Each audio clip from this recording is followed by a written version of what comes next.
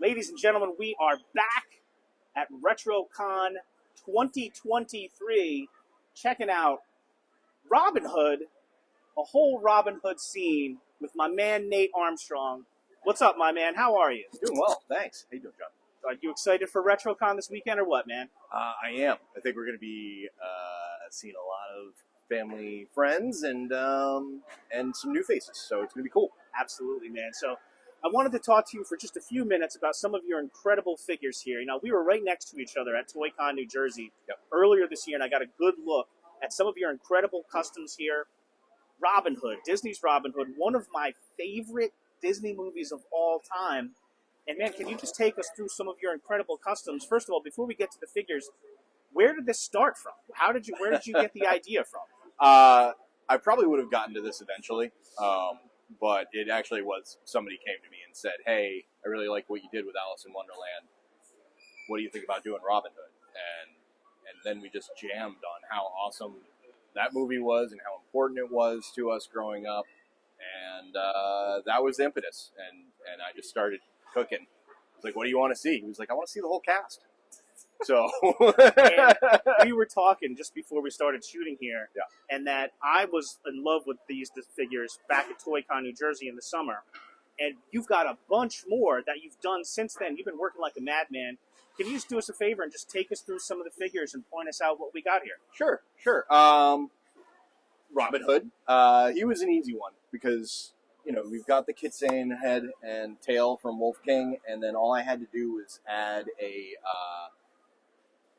little green stuff hat, and these are real feathers that I've cut off and stuck on here. So in traveling, we are very gentle with these, and I haven't. These are all going to be at Legion's Con too. So folks, if you're planning on hitting Legion's Con, you can't make it here to see these. They will be at Legion's Con, and everyone who's supposed to have a feather will have a feather. But I don't want to travel with these too often, bust them up. Please do not touch the Robin Hood display or the Corn Boy. Most of these are complete repaints of something. I never had a green elf, so I had to completely repaint. I think it was a Father Christmas. I can't remember. This is a lot of green stuff. So Little John. Green stuff is a tricky beast. For those of you who work with it well, God bless you. But that was an early attempt. Anyway. Then I got to the kids. The kids are new, and I didn't think I was going to do them. I thought we were going to skip over them, but then I realized how important Skippy was in the story. And you can't have a Skippy without Toby the Turtle and a tag-along. I saw Toby, your Toby post recently, and I was like, that's brilliant.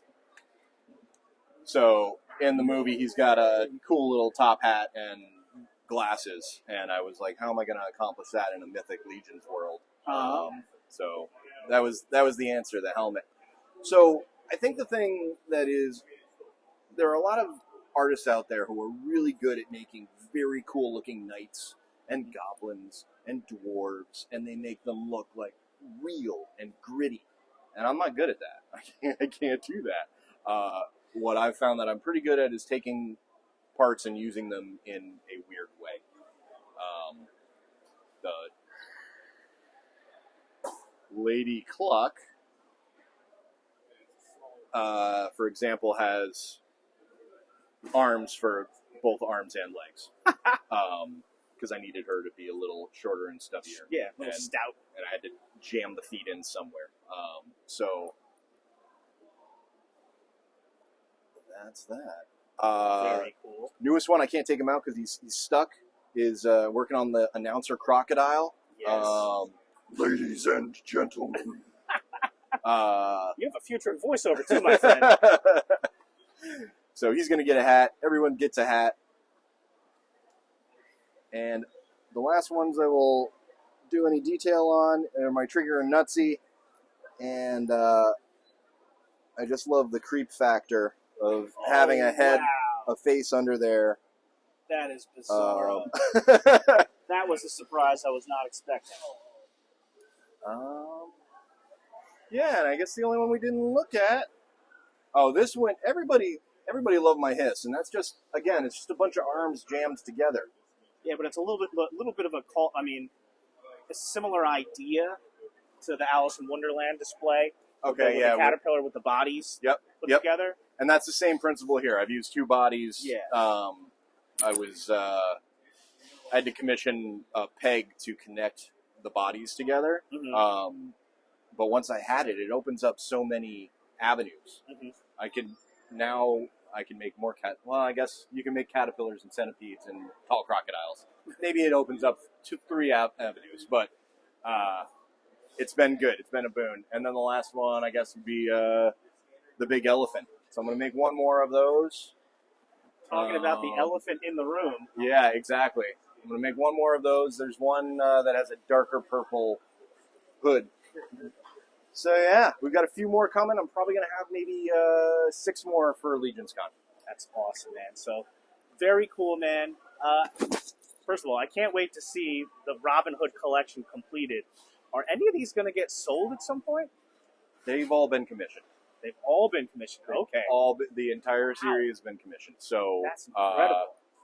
Yeah, all of the Alice in Wonderland and all of the Robin Hood were all commissioned, and they were my first commissions. So that's amazing.